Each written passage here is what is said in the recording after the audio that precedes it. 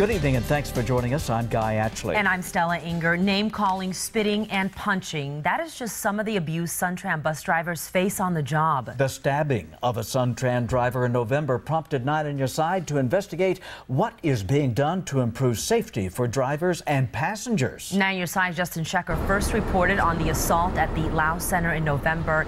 He's live there tonight. Again, Justin. Guy and Stella, this records request from the Tucson Police Department shows the volume of calls officers respond to here and at the other transit centers. Over a 3-year span, nearly 200 reported assaults. Well, tonight we're taking a closer look at the abuse Sun Tran drivers face on the job, and only on 9, the survivor of a serious assault in November speaks out for the first time. It's gotten more and more serious, and it's going to end with a driver being killed. We have to do something to stop it before it gets to that point. Kirk Wines is a Sun Tran bus driver of 5 years. He's had disrespectful and disruptive passengers ride his bus. Obviously, the names don't bother me a bit. You have to live with that in this job. It's just a constant stream of abuse. And the objects being thrown at me, the water, that doesn't inflict serious medical injury. Last month, the Pima County Sheriff's Department released this video. You see a suspect throw soda at a driver's face. 9 on Your Side has learned the drivers keep track of bad behavior on their buses. There was a driver who had a brick thrown at her front window. It partially came through the window and she inhaled some of the broken glass. 9 on Your Side obtained the bus driver documents keeping a record of unruly behavior between January 2012 and February 2014.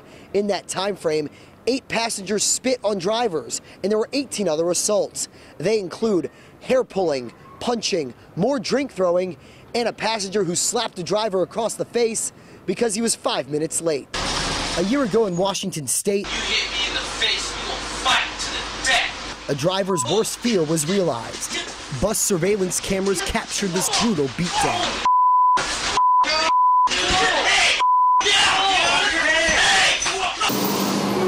Here in Tucson, Adrian Satala rides the bus daily. They really disrespect them, and we need to take the time out to realize that they take time out of their lives to drive us around. Wines' life could have been cut short the night of November 12th. I think the knife came at an angle. The doctor did tell me that the collarbone had blocked the knife, thank goodness. He is the bus driver stabbed at the Laos Transit Center. This was just before I was to start the final trip of my night. After parking his bus, Wines went for a walk. Tucson police reports say he was confronted by a male who followed him back to the station. Wines flagged down a security guard for help. The suspect then punched the security guard on the left side of the head, causing a small contusion. Without any delay, the young man approached me, brought his hand up, and I felt a very strong impact and numbing sensation in my chest. And then he went for me again, and as I was walking back, I looked down and I saw that my shirt was soaked with blood.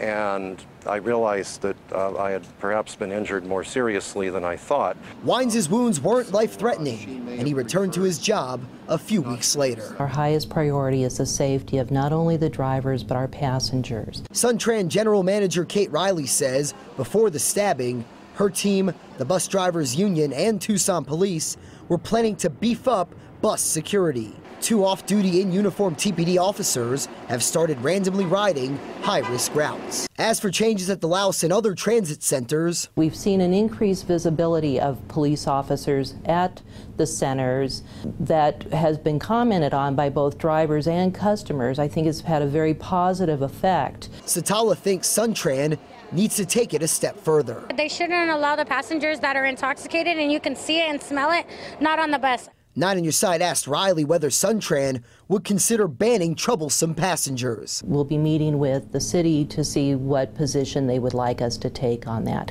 I think it's important to be careful in terms of flagging people because people can be misidentified. Police quickly identified Wines' attacker as 18-year-old Joshua Duarte. 2 days after the stabbing, police arrested him at, of all places, the Ronstadt Transit Center downtown. Police charged him with aggravated assault with a deadly weapon. Intense relief. I was also very grateful for the media and the company and the other drivers cooperating, getting the word out. releasing the picture. I'm sure that was essential. Wine says he'd like to see Sun Tran take down ads blocking bus windows and add more supervisors on weekend shifts. They're suggestions he thinks can improve safety and lower the chances of another serious assault on a Sun Tran driver. People like us doing our job for public service, even though we have that position of authority, we're no safer than anyone else is. Kirk Wines told me the prosecutor has taken a plea deal off of the table. Joshua Duarte will go to trial for the aggravated assault charges he faces from the November stabbing. We are live tonight at the Laos Transit Center on the south side. I'm Justin Shecker, KGUN-9 on your side.